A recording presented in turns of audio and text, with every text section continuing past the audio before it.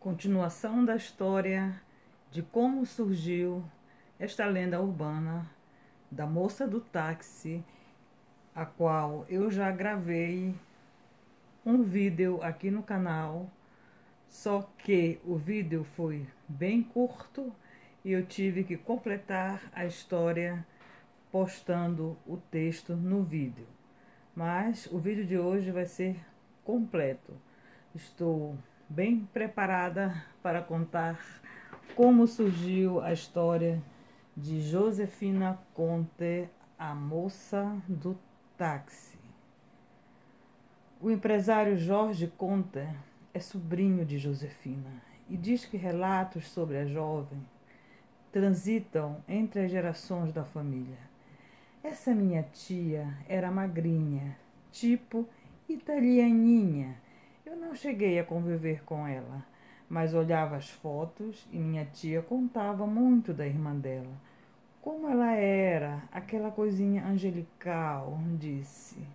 Segundo Jorge, antes de morrer, Josefina começou a apresentar sinais de magreza excessiva e teve que ficar internada em isolamento no hospital, com suspeita de tuberculose, um diagnóstico que hoje é questionado pela família. O meu tio, que se formou médico, achava que ela teve, na verdade, um linfoma, mas os médicos achavam naquela época, que não tinha recursos, que era tuberculose. E quando eram casos de tuberculose, eles isolavam a pessoa. Era uma doença tão grave, tão contagiosa, que ela, coitada, uma menina tão linda, foi para o hospital e ficou isolada, dos 15 para os 16 anos.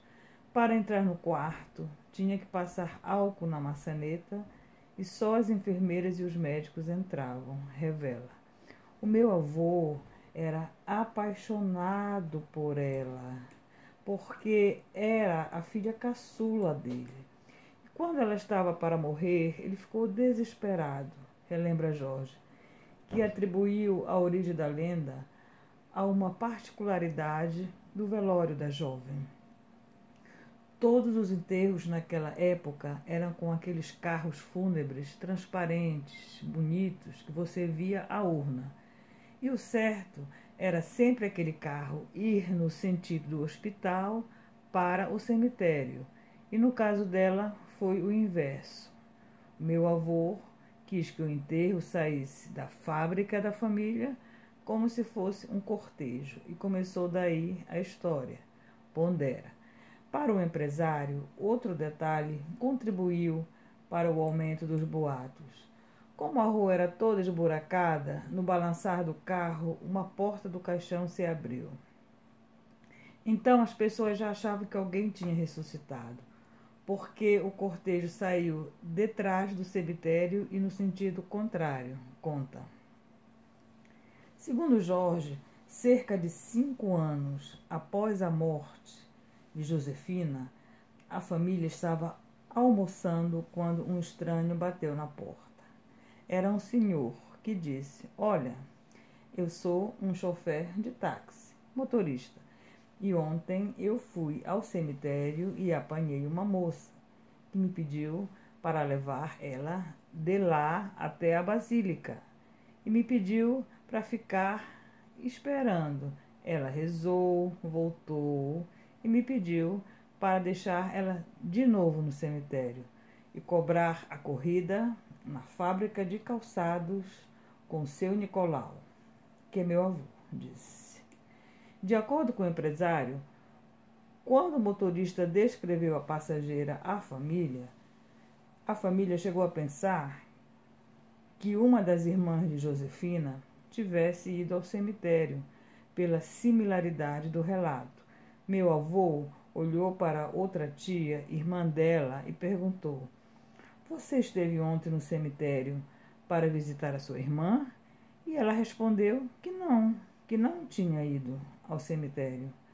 Aí o motorista ficou olhando para dentro de casa e apontou para um quadro dizendo: "É aquela ali", porque Nas salas daquelas casas antigas, tinham umas fotos, né, nos quadros.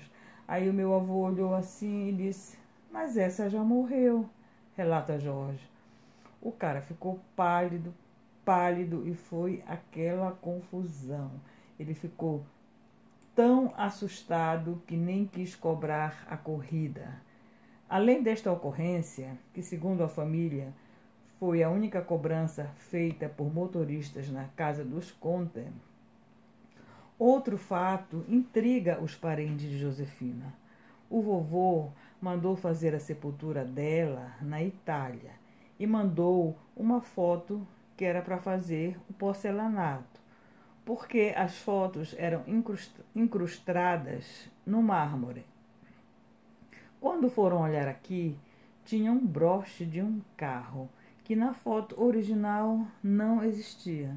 Então, todo mundo ficou abismado. "É a mulher do táxi, é a mulher do táxi", relembra.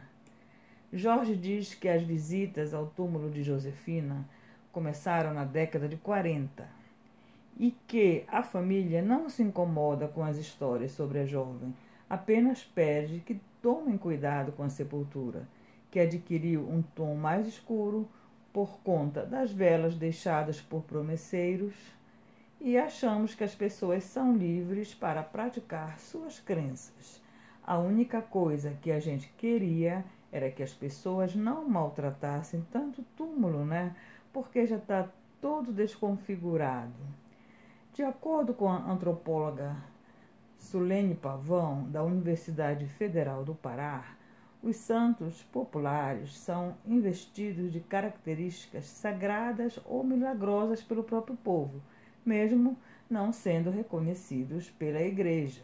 Os santos populares têm atravessado séculos e continuam sendo cultuados por milagres imputados por sua intercessão, e não há conflitos com os santos oficiais, avalia. Para a antropóloga, os devotos sentem o mesmo acolhimento ao rezar para estes ícones.